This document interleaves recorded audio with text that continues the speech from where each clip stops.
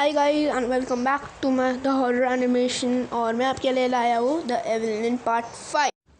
हमने देखा था कि एविल नन ने उसके दूसरे डीमन दोस्त, और वो डीमन दोस्त का आज मैं नाम आपको बताने वाला हूँ। और वो डीमन दोस्त था जो आप सोच सकते हैं, गेस कीजिए। मैं वैसे आपको थोड़ा टाइम देता हूँ।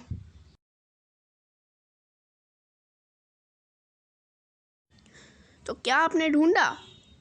वैसे मैं असल में कहूँ तो ये सिर्फ एक जोक था, क्योंकि वो डेमन का नाम कोई है नहीं, बल्कि वो एक पिशाच-चीनी है। और वो ऐसी पिशाच-चीनी है जो आप सोच नहीं सकते हो, जो एविल नन की कब से दोस्त थी। और वही एविल नन की जो दोस्त थी, उसने ही उसे बहुत सारी शक्ति दी। और आखिर में बाबा versus evil nun. So guys, ये कहानी का लास्ट पार्ट है, और मैं आपको आगे कहने वाला हूँ कि अभी क्या होने वाला है। तो चलो हम बाबा और एविल नन के बीच की लड़ाई की शुरुआत करते हैं। तो बाबा और एविल नन के बीच में एक बहुत ही बड़ी फाइट होती है। सबसे पहले क्या होता है कि जैसे ही एविल नन ओवर पावर्ड हो जाती है, वैसे ही वो बाबा को सबसे पहले ही बोल देती है, अबे ये बुड्ढे, तेरी दाढ़ी देखकर तो 2 चमाट मारने का मन करता है, पर मार नहीं सकती, क्योंकि मेरे पास भी रिस्पेक्ट है। ऐसा कहकर उसने बाबा को छोड़ दिया। और बाद में आखिर में बाबा ने कहा कि अबे ए, तू बुढ़िया कहीं की, आता तो तुझे है कुछ नहीं, बल्कि मुझे पंगा लेने चली मेरे साथ। ये कहकर एविल नन को कुछ ज़्यादा ही गुस्सा आ गया, और उसी वजह से उसने उसका पहला मूव चुना। उसका पहला मूव था कि वो सीधा बाबा के पेट पर आकर दो चाकू से आक्रमण करती है। बाबा ने उससे तो डॉज कर लिया साइड में जाकर, और बाद में आखिर में बाबा ने कहा कि अबे इतनी शक्ति तो है, तो फिर क्यों चाकू ले रही है, डरपोक कहीं की, डरपोक ही है तू एक नंबर की। और ये कहकर एविल नन को कुछ और ही ज़्यादा गुस्सा आ गया, इसलिए एविल नन की तो सटक गई। और इसकी वजह से एविल नन ने अपना दूसरा मूव खेला, जो था सीधा अपना सिर उसके बाबा के पेट पर जाना। और ये भी बाबा ने डॉज कर लिया, क्योंकि वो बाबा इससे ऐसे ही मूव से वो उन्हें पता था कैसे डॉज करता है, क्योंकि ये मूव वो ही करते थे। और आखिर में मैं आपको एक सीक्रेट कहने वाला हूँ, जो कुछ ज़्यादा इंटरेस्टिंग होने वाली है।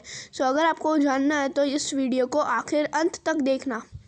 बाद में वो बाबा के ऊपर और एक बेगुनाह वार करती रहती है, पर आखिर में देखते हैं कौन जीतता है। बाबा की बारी आई। अब बाबा ने भी उसे चोक स्लैम मार दिया, और बाद में बाबा ने उसे अपने पेट पर उसे जोर की सिर की पंच मारी। बाजू में चाकू भी पड़ा था। बाबा ने उसे चाकू से भी मारने की प्रयास किया, पर क्या करे, एविल नन के पास पावर थी ना, वो कुछ नहीं कर सकती थी। और इसी वजह से बाद में उसने आखिर में क्या किया, जो बहुत ही इंटरेस्टिंग था। बाबा ने सीधा बाजू में जो चाकू पड़ा था वो लेकर एविल नन के सिर पे और एक बार डालने की कोशिश की। और जैसे ही साइड से वो डेमन ने उन पर अटैक किया, वैसे ही एविल नन ने ज़ोर से बोला कि अबे तेरे को पता तो है नहीं पिशाच-चीनी, तू मेरी दोस्त है, इसलिए मैं तुझे कुछ नहीं कहूँगी, पर तू मेरे वॉर के बीच में मत आ। ये सुनकर पिशाच-चीनी को भी थोड़ा गुस्सा आया कि ये तो एक मेरी दोस्त है, और ऊपर से मुझ पर इतना क्रोधित होती है, इसका मतलब क्या है, ये क्या पागल हो गई है। और इसी वजह से ये एविल नन को गुस्सा कुछ ज़्यादा ही आ रहा था, और यही गुस्से की वजह से बाद में पिशाच-चीनी को भी गुस्सा आने लगा। और आखिर में बाबा इसका एडवांटेज लेकर चाकू एविल नन के पेट में घुसा देते हैं।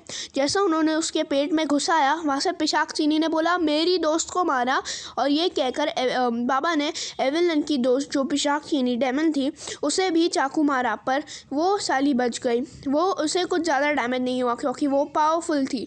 और वो सीक्रेट ये थी कि जो पावर्स पिशाच-चीनी ने दी थी एविल नन को, वो पावर्स पूरी बाबा की थी, और इसीलिए बाबा को ये पहले ही समझ में आ गया था। और इसी वजह से बाबा सब कुछ चौकन्ना रहे, और बाद में आखिर में वो हार गए। प्लीज़ गाइज, इस वीडियो को लाइक करना, सब्सक्राइब करना, शेयर करना मत भूलना। And thank you guys for watching. आज के लिए इतना ही है, मैं और एक आपके लिए अच्छी कहानी लाऊंगा। So bye guys, thank you guys. और बाद में आखिर में हम खुद खुशी खुशी घर चले गए।